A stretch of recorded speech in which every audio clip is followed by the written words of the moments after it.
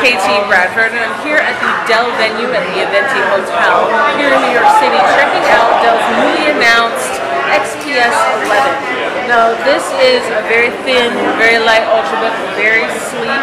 It has looks a lot like the other XPS you've seen in the past, but of course, this has a little bit of a difference to it in that it can do this. It's a 360-degree hinge.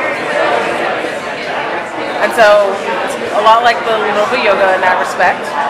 But one of the things that Dell has chosen to do different here is that they have this keyboard that is a flat keyboard. So there are no raised keys. These keys actually don't depress. It's essentially a touch keyboard.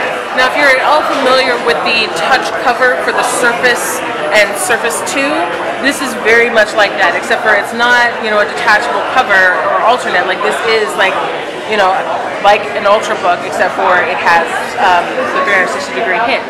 So typing on this is very similar to typing on the touch cover for the Surface, and that has good and bad points, but I'll get to that in a second. So this screen is Full HD, beyond Full HD, Quad HD. That's a lot of HD. But what I want to point out is that this could cause some problems. So as you can see, the UI elements here in this desktop app, this is Notepad, are very, very, very tiny. I actually had to make this text giant in order to even see it and deal with it. And so you're going to encounter that in other desktop applications because this is such a high resolution display. It's not going to be so much of a problem if you do Windows Metro apps, or they don't call them Metro apps anymore, but the apps that are designed for touch, probably not going to be as much of a problem. That's going to be more of a thing that desktop apps are going to encounter. So you're going to have to play around with the the sizes and the settings and stuff to get it quite right for you and your eyes. So let's go back to the keyboard. Alright, so just to give you a little bit of a demo of the touch cover.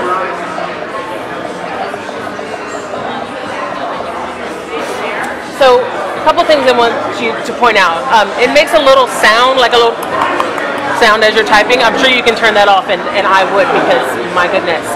The other thing you might notice about me is I have long fingernails, as do many women, and so typing on this is actually not that great. I have two short nails right now, and when I type with my finger, like the actual pad of my finger, it's actually okay, but when I'm typing with one of my nails, it doesn't feel good. Like, it just doesn't. And so these keys do not depress. It's almost as if you're typing on a screen, except for it has like a nice matte coating, so it doesn't feel like that.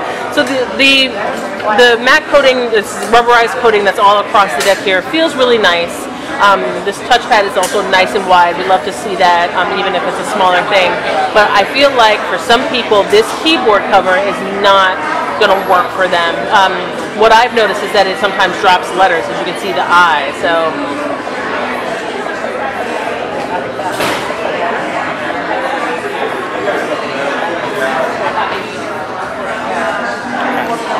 the soft touch rubberized coating is also here on the lid and on the bottom.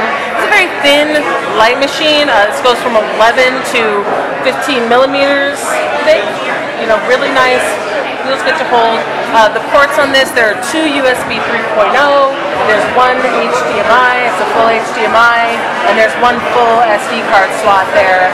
And overall, it's, strikes us as pretty much a very typical small Ultrabook in that regard, but of course it has all these other features. So the hinge design, I like. I like being able to tent it up, use it as a tablet. Everybody loves that. And I do think that Dell was on the right track with fixing the problem of what to do with the keyboard with this kind of design.